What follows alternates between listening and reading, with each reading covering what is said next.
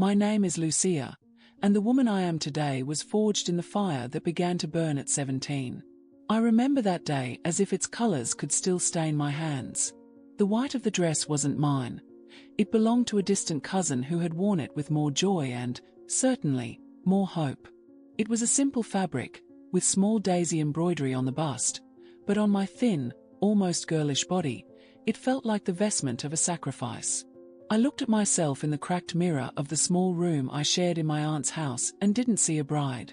I saw a fugitive. Marrying Antonio was my only ticket away from a life where I was a burden, another dish on the table, a mouth to be fed by a charity that was always accompanied by sighs of boredom. My aunt, who took me in when I was orphaned, never let me forget that my existence was an inconvenience. That's why, when Antonio, with his gentle eyes and his smile that promised calm, asked me to marry him, I saw in him not only love, but salvation itself. The trip to what would be my new home, in rural Sydney, was made in the battered pickup truck of Antonio's uncle. The red dust from the road rose through the open window, sticking to my skin, damp with sweat and nervousness. I looked at Antonio beside me, his hand holding mine with a firmness that gave me a fragile sense of security, and tried to picture our future. A house of our own, children running around the yard, the smell of my own coffee on the wood stove. I had no references to a happy home, but my imagination was fertile, fueled by radio soap operas and the desperate dreams of those who never had anything. We arrived at dusk. His mother, Dona Elvira's, house was sturdy, with a front porch and wooden windows painted a faded blue. A strong scent of freshly brewed coffee and earth damp from the afternoon rain welcomed me before anyone else did.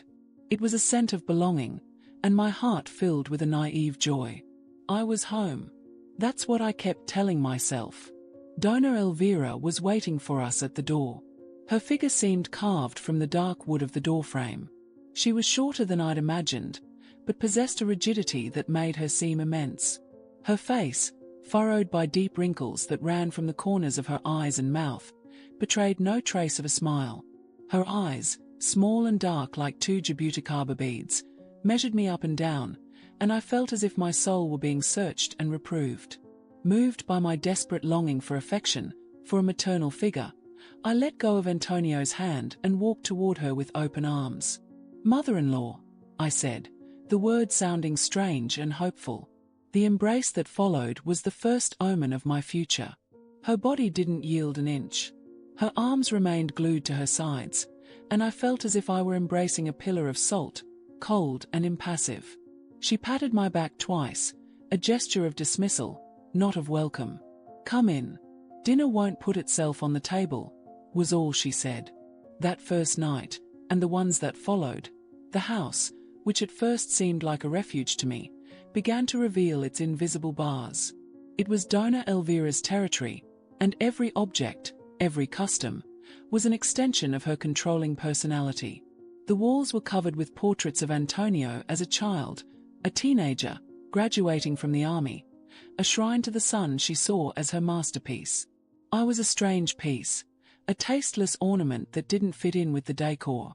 The introduction of the elderly protagonist, in my case, the young woman who would grow old under that roof, began there, in the brutal contrast between the hope of overcoming abandonment and the reality of a new form of solitude. Point 1. I tried to help, eager to please, to prove my worth.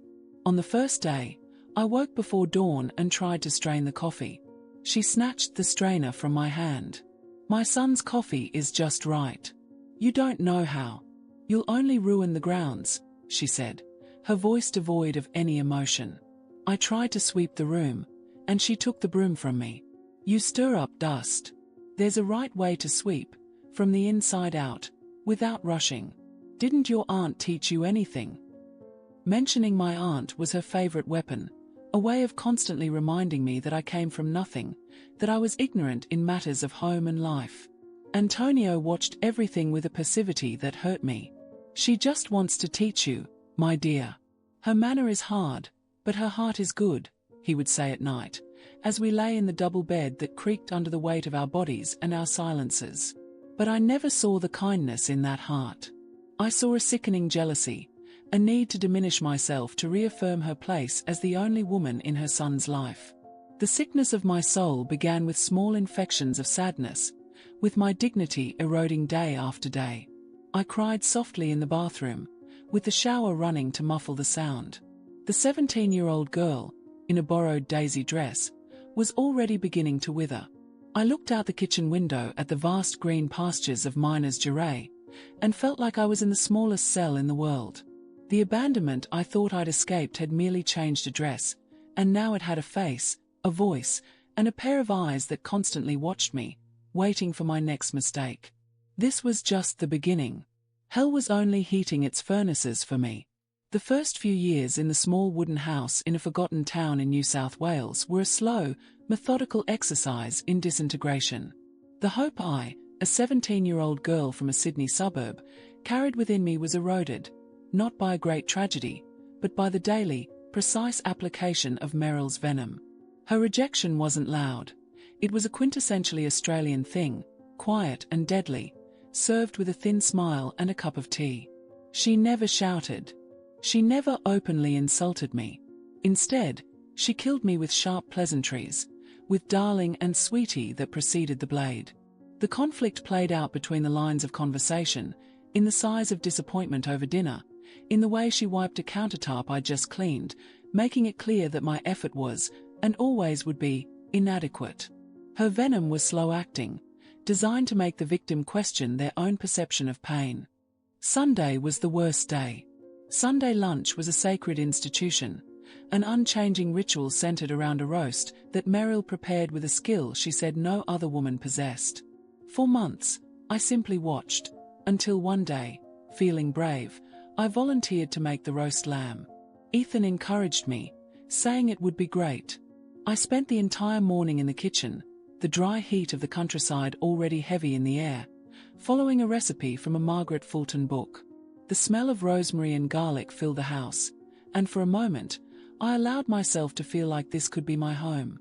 When I served the dish, with golden potatoes and caramelized carrots, my heart pounded with foolish anticipation. Meryl cut a tiny piece, brought it to her mouth, and chewed with theatrical slowness. The silence at the table was heavy, broken only by the buzzing of a fly against the window. Finally, she set down her cutlery. "Oh, dear," she said, with a note of false compassion. "It's interesting. A little dry, maybe. And you didn't make the mint sauce. Ethan loves mint sauce, doesn't he, son?" Ethan, his mouth full, just muttered, "It's good, Mom," without even looking up from his plate. Meryl's knife had cut me, and Ethan's silence twisted the blade into the wound. The message was clear. I didn't know how to care for your son. I was an imposter in your kitchen, in your home, in your family. My orphanhood, my lack of family to support me, was her most potent weapon. She wielded it with surgical precision, always disguised as concern. One day, I tried to bring a bit of myself into the front yard, planting rose and lavender seedlings that reminded me of my aunt's small garden in Sydney. Meryl watched me from the porch, arms crossed. "City flowers, sweetie," she commented, descending the steps. "They're pretty, but they won't last a week in this sun. Out here in the country, you need stronger, more resilient plants. Things that can take a beating." She pointed to a callistemon bush, with its stiff red flowers. "Now that's a plant that survives." The metaphor was so obvious it was almost cruel. I was the fragile rose, and she was warning me that I wouldn't survive. The neighbors, her allies, reinforced this narrative. In the line at the small IGA supermarket, I ran into Brenda, one of my friends from CWA. "Oh, Lucy, dear," she said aloud. "Meryl was just telling me at tea yesterday how hard you're trying to adjust. It must be so hard, leaving the city and coming to nowhere. But don't worry, we'll take care of you." I became a charity project, poor Lucy, the city girl who didn't know the difference between a sheep and a goat, the orphan who was lucky enough to be taken in by Ethan's family. The most painful betrayal, however, came from Ethan. My husband, my savior, was becoming the chief jailer. Meryl's influence enveloped him like the morning mist that blanketed the fields, thick and cold. Our nightly arguments became a pattern. "Why do you have to take everything she says so personally, Lucy?" he asked me one night, his voice weary and irritated. I was crying after Meryl suggested I was wasting money buying the wrong brand of bread. "I'm not taking it personally, Ethan. It's personal. She attacks me every day, over little things, and you don't see it because you don't want to see it," I pleaded. "Oh, here we go again," he sighed, turning his back to me on the bed. "You're too sensitive. It's just her way. She's an old woman, from the country. That's just how she is. She loves you, in her own way." "She doesn't love me, Ethan. She hates me. And you let her." My voice was a desperate whisper. "You're being dramatic," he snapped, his voice muffled by the pillow. "You're putting words in her mouth and trying to turn me against my own mother." The word sensitive was the nail in my coffin. It disarmed me, made me question my own sanity.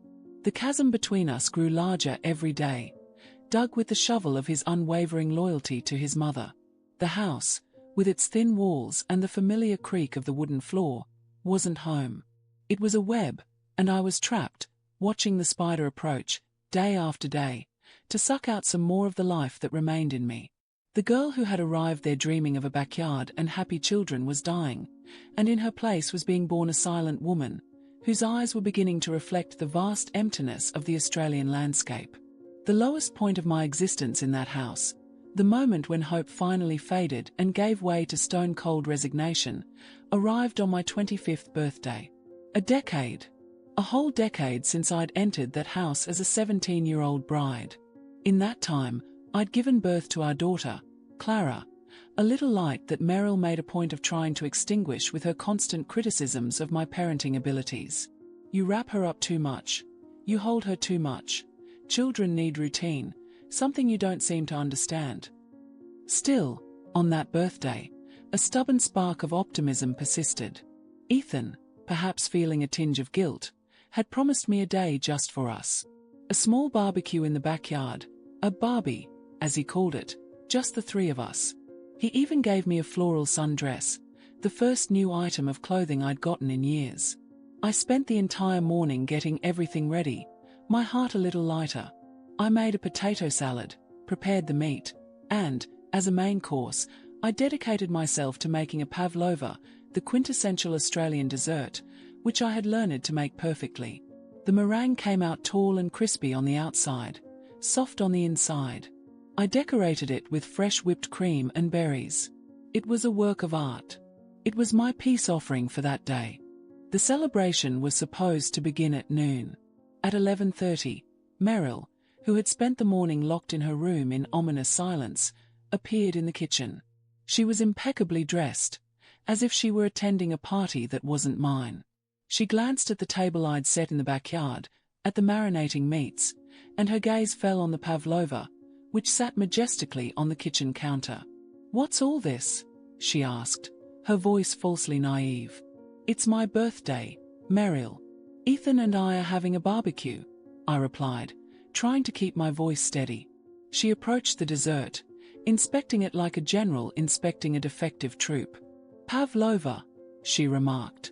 "A very delicate dessert. Hard to get right."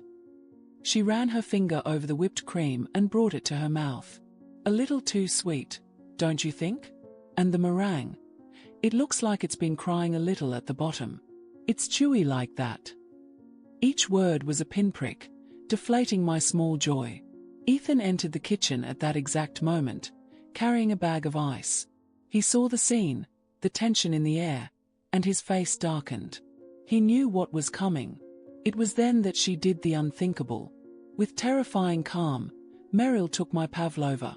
"You know, honey, in this heat, the whipped cream will go sour in minutes. And with the meringue already compromised, it's best not to risk Clara giving herself a stomach ache." And before Ethan or I could react, she walked over to the large metal trash can outside the kitchen door, lifted the lid, and with a deliberate gesture, upended the dish. My masterpiece, my symbol of hope, disappeared into the trash with a dull, wet thud. I froze. The air knocked from my lungs. The sound of the meringue breaking against food debris echoed in my head. I looked at Ethan, pleading with my eyes for him to say something, for him to scream, for him to defend me, his wife, on my birthday. But he just stood there, head down, the ice pack forgotten in his hand, dripping onto the floor. He looked at his mother and then at me, and all he said was, "Mom, you didn't have to do that." A whisper. A rebuke so weak it was actually permission. His silence was the final straw. The humiliation was so profound, so absolute, that I couldn't cry. I just felt a cold emptiness settle where my heart had once been. The emotional abandonment was complete. In that moment, dressed in my floral birthday dress, I understood that I was irretrievably alone. Old age, still far away on the calendar, arrived for my soul at that instant. The image of my dessert in the trash became the epitaph of my youth. The months following my birthday disaster were lived in shades of grey. I became an automaton. I cared for Clara, cleaned the house, cooked, all with a silent efficiency, devoid of any emotion. I had built an internal wall, a place where Meryl's cruelty and Ethan's indifference could no longer reach me. They lived within my body, but my soul had retreated into a profound exile. Ethan made a few awkward advances, bought me a box of chocolates, suggested a walk. I refused everything with a cold politeness that frightened him more than my screams or tears. He felt he had lost me, but lacked the courage or the capacity to understand how to find me. The dynamic of the house became that of an armed truce, an oppressive silence that was worse than open war. One day, a fierce summer storm swept through the area, with winds that howled and shook the eucalyptus trees. An old leak in Meryl's bedroom roof, which Ethan had been putting off fixing, finally gave way. The water damaged part of the ceiling and soaked an old darkwood wardrobe that had been there since she got married. I was tasked, of course, with emptying the wardrobe so we could pull it away from the wall and assess the damage. Meryl supervised everything from her armchair, issuing instructions and criticisms. "Watch this. Don't wrinkle that." At the bottom of the bottom drawer, beneath piles of yellowed, mothball-smelling sheets, my fingers touched a small metal box, rusted with damp. "What is this?" I asked. Meryl craned her neck, and for the first time, I saw a flash of panic in her eyes. "It's nothing. Old trash. Leave it there," she said, her voice a little higher than usual. But curiosity, an emotion I thought had died within me, prickled me. In the hustle and bustle of unpacking, with Meryl momentarily distracted, yelling at Ethan about the roof, I slipped the small box into my apron. My heart pounded against my ribs, a strange sensation after so long of numbness. Later that night, when everyone was asleep, I locked the bathroom door, sat on the cold floor, and with a hairpin, forced the rusty lock. Inside the box, there were no jewelry or money. There was a sheaf of letters, tied with a blue satin ribbon, now stained with moisture. The letters weren't from Meryl's late husband, a man she always described as a saint. The handwriting was different, passionate, almost feverish. They were love letters from another man, dated a year before their wedding. I read one, then another, the story of a forbidden love unfolding before my eyes. And then, at the bottom, I found a draft, a letter written by Meryl herself, in the shaky handwriting of a young woman. The letter had never been sent. In it, an 18-year-old Meryl confessed to this man that she was pregnant, and that the child she was carrying was his. It took my brain a moment to process the magnitude of it. The date. The child. The child was Ethan. The shock hit me like a wave, taking my breath away. Meryl, the defender of morality, the guardian of family honor, the woman who deemed me unsuitable for her legitimate son, had spent over 50 years harboring a secret that would dynamite the foundations of her life. I looked at my reflection in the bathroom mirror. The dead-eyed woman staring back at me held, for the first time in a long time, a spark of something new. It wasn't joy, nor revenge. It was power. The power of truth. If this story has touched you so far, subscribe to the channel, because the turnaround is just beginning. I spent the rest of the night sitting on the cold bathroom floor, the letters spread out on the rug. The world, which for a decade had felt like a small, suffocating place confined to the walls of that house, suddenly expanded backward in time, revealing a geography of pain I'd never known. Every word I read on those yellowed pages reconfigured the image of my tormentor. Meryl wasn't a monster born of pure evil. She was a fortress built on the panic of an 18-year-old girl. Her bitterness was the cement, and her cruelty the bricks she used to shield herself from the world. All the humiliation she inflicted on me, all her obsession with control and righteousness, wasn't about me. It never was. It was a daily exorcism of her own demons, a desperate effort to validate the life of lies she'd been forced to build. The hatred I felt for her, a poison I myself drank daily, began to dissipate, replaced by something far more complex and potent: understanding. This didn't erase my scars, but it did hand me the scalpel to begin my own surgery. With infinite care, I placed the letters back in the metal box, closed it, and before dawn, I hid it not where I'd found it, but in a place of my own, deep in my sewing bag, beneath scraps of fabric and spools of thread. Her secret was now mine, and it would be my shield. Breakfast the next day was different. Normally, I sat at the table and tried to make myself invisible, eating silently, head down, avoiding Meryl's gaze. But not that morning. I sat down, poured myself a cup of tea, and looked directly at her. It wasn't a look of defiance, nor of anger. It was a calm, level look, of someone seeing, for the first time, the whole person before them, with all their cracks and patches. She sensed the change immediately. Her eyes flickered for a split second, and she looked away first, clearing her throat and concentrating intently on buttering her toast. Power had shifted, not with a bang, but with the stillness of a turning tide. Ethan, as usual, was oblivious, reading the local paper and complaining about the price of hay. His superficial conversation was background noise to the silent, seismic dialogue taking place between his mother and me. I was no longer the frightened prey. I was the only person in the world who knew the truth, and that knowledge gave me a gravity she could not ignore. Later, I needed to go to the small town to buy yarn for a sweater I was knitting for Clara. While I was in the haberdashery, an older woman I only knew by sight, Mrs. Gable, a widow who lived on the other side of town and wasn't part of Meryl's circle, smiled at me. "Hello, dear," she said, her eyes genuinely kind. "Making something pretty for your little one."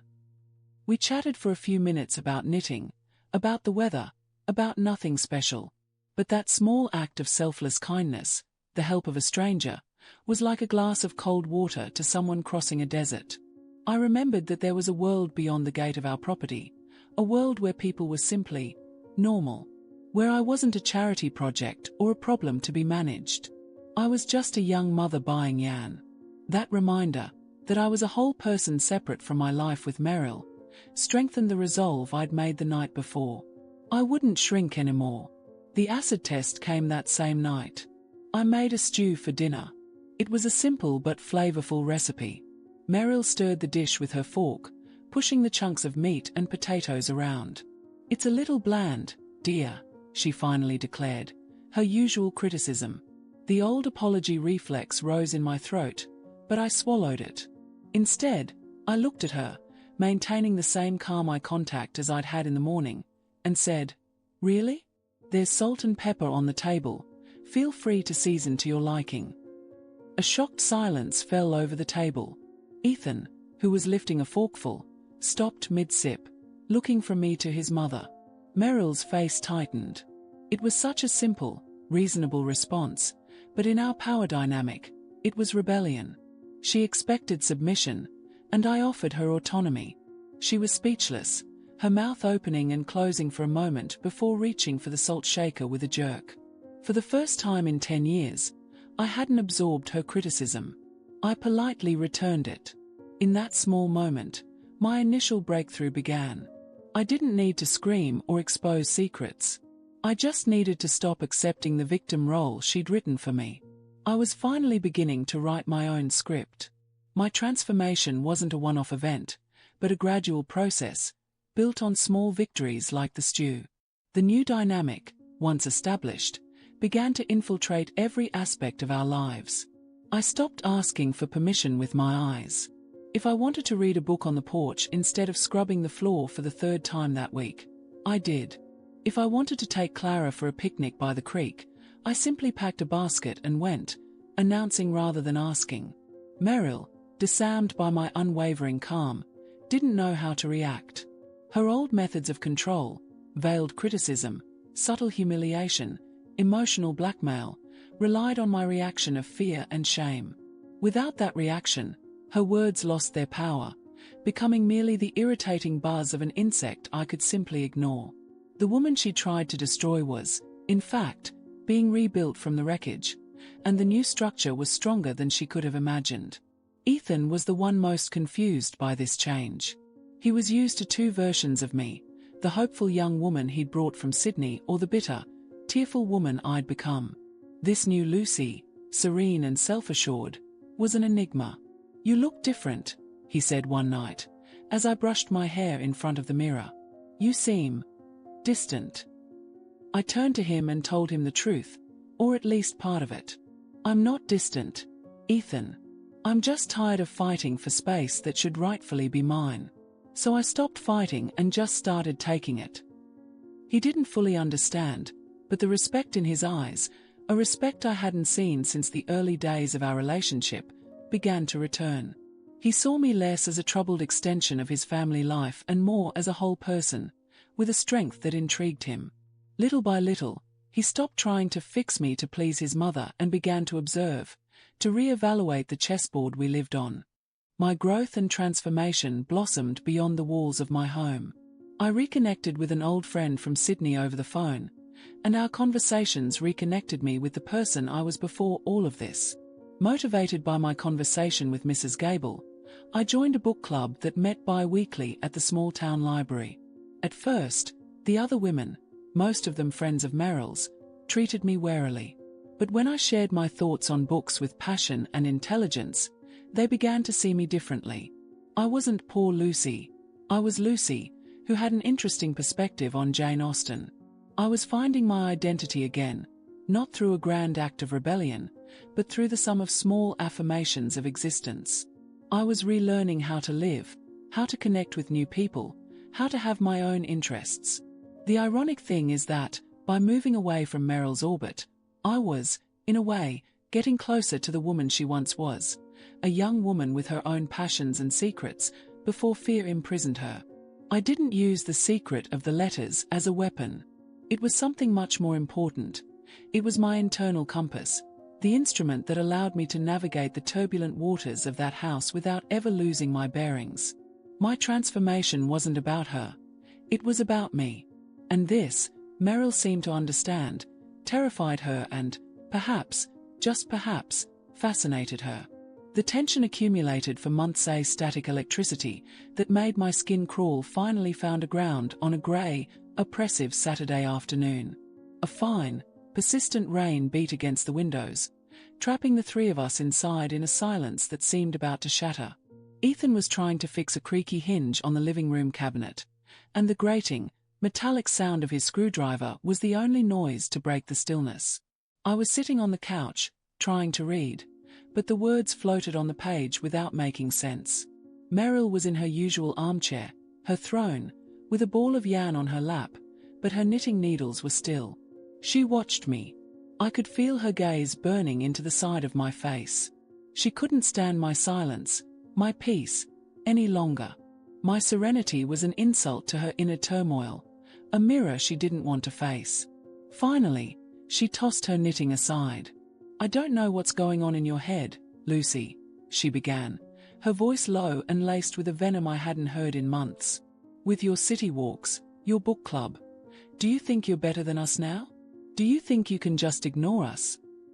Ethan stopped what he was doing, the screwdriver still in his hand. "Mom, please don't start," he said wearily. But she was unstoppable. Her power was slipping through her fingers, and this was her last, desperate effort to reassert control. She stood, her body shaking with pent-up rage, and pointed a bony finger at me. "Since the day you set foot in this house, you've been a source of trouble. always playing the victim, trying to turn my son against me.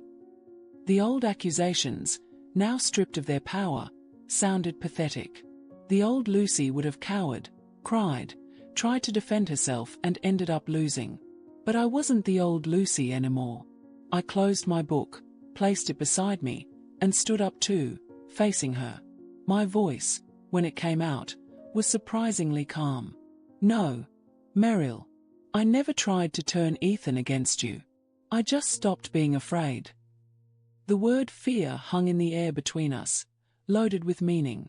The calmness of my response infuriated her even more. Her face flushed, the veins on her neck bulging. Afraid of me? She spat, contempt dripping from every syllable. You should be. You're nothing. You have no one.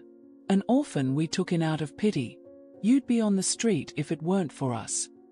It was the final blow. The weapon she always saved for last. The word orphan and the word pity. But this time, instead of breaking me, they gave me the final strength I needed. The compassion I felt for her didn't negate the pain she'd inflicted on me. It was time for the truth, even if only a glimpse of it, to come to light. Don't talk to me about pity, Meryl, I said, and my voice shook, not with fear, but with the weight of what I was about to say. And don't talk to me like I don't know what it's like to be a young, terrified girl with a secret that could destroy your entire life. Ethan looked from one to the other, completely lost. What are you talking about? Meryl went pale. Shut up, she hissed at me. But I continued, looking deep into her now terrified eyes.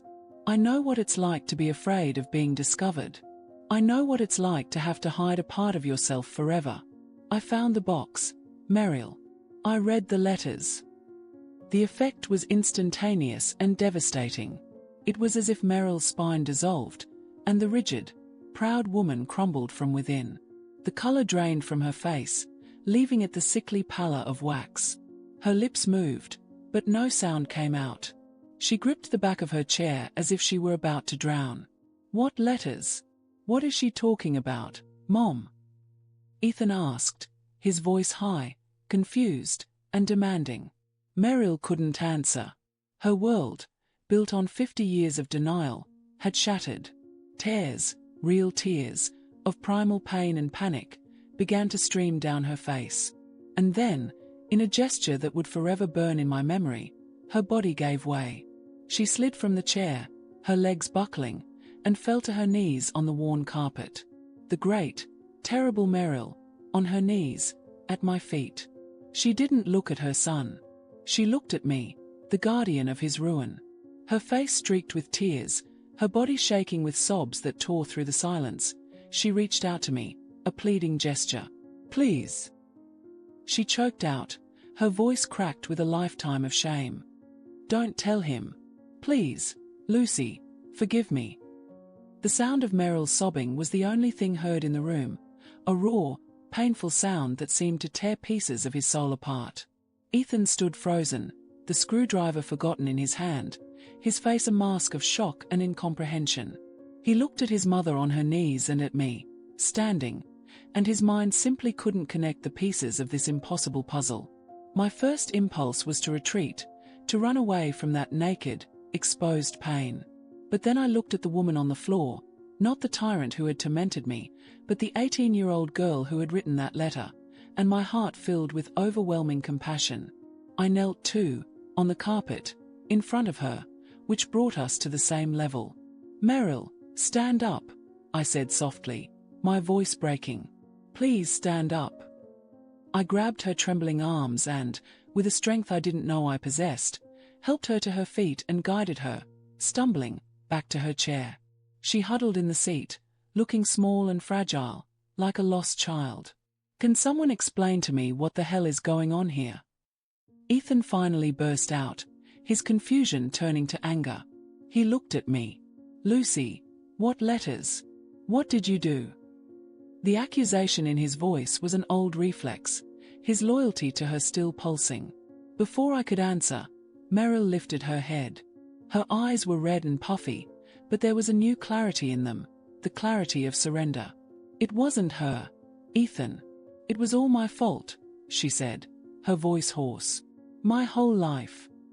And then, with a courage I never thought she possessed, she began to speak.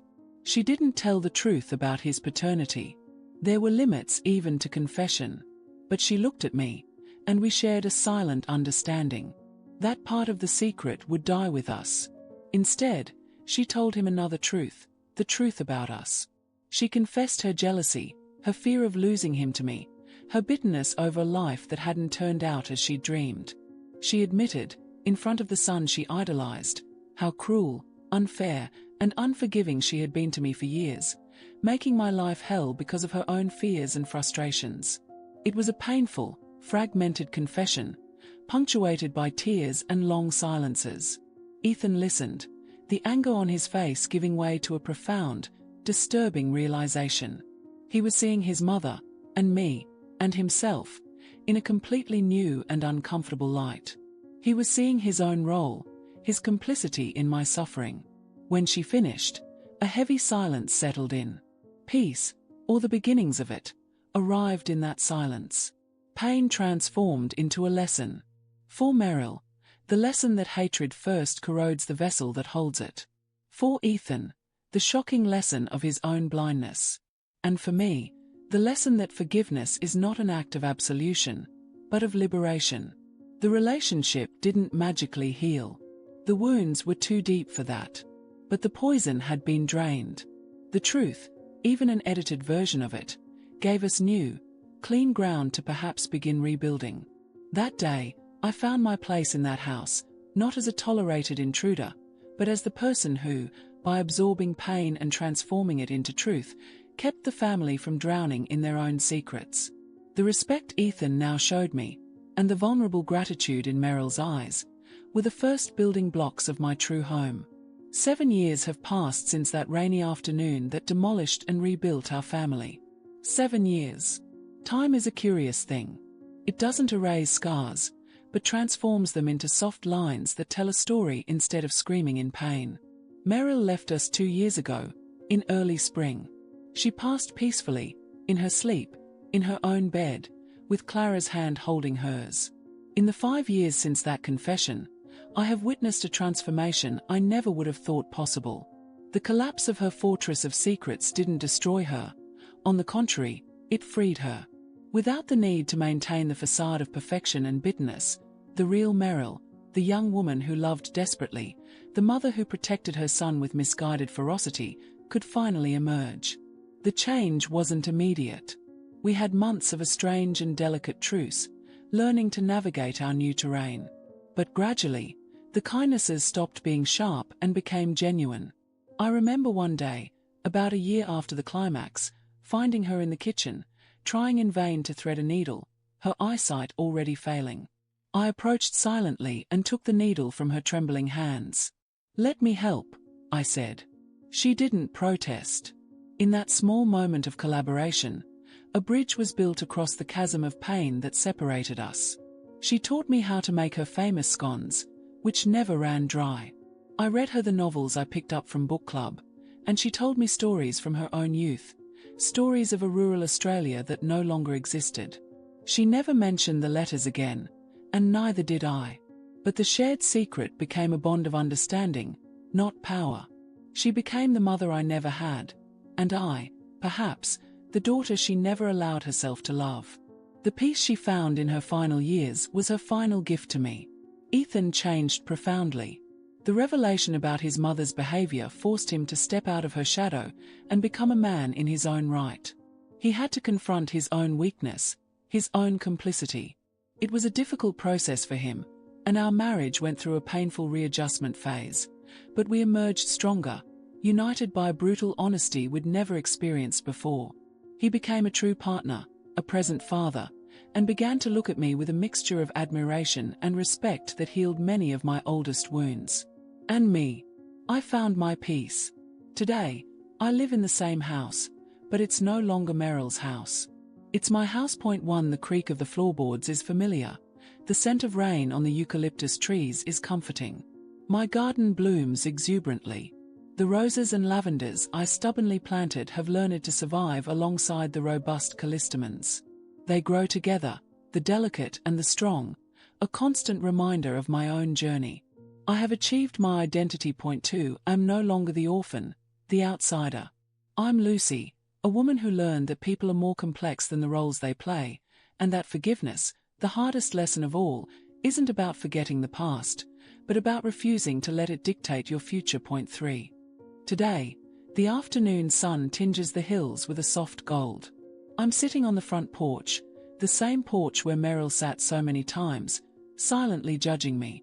But now, her rocking chair is occupied by Clara, who is now 12 and reading a book with the same concentration I used to have. From here, I see the house not as a prison, but as a witness to our entire history. Every floorboard, every window pane, has witnessed pain, anger, revelation, and, ultimately, healing. I walk across the living room and touch the back of Meryl's old chair. I close my eyes and can almost smell her lavender perfume, a fragrance that, in the end, replaced the odor of bitterness.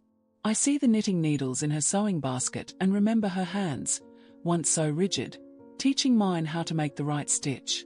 The pain has become a memory, and the memory, a lesson. Point 4. The greatest lesson I've learned is that breaking a cycle of pain is active work.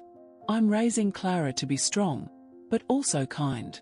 To understand that vulnerability isn't a weakness and that empathy is the greatest strength a human being can possess. Reflecting on forgiveness taught me that it's not a switch you flip. It's a path you walk. There were days, even after everything, when a bitter memory returned, when the echo of a cruel word resonated in my mind. Forgiving Meryl didn't mean erasing 10 years of hell. It meant choosing, every day, not to let that hell consume me anymore. It meant understanding her pain without using it as an excuse for the harm she did to me. It meant, above all, forgiving myself, the 17-year-old girl who couldn't stand up for herself, the young woman who believed she was worthless. It was a long process, but every step was worth it.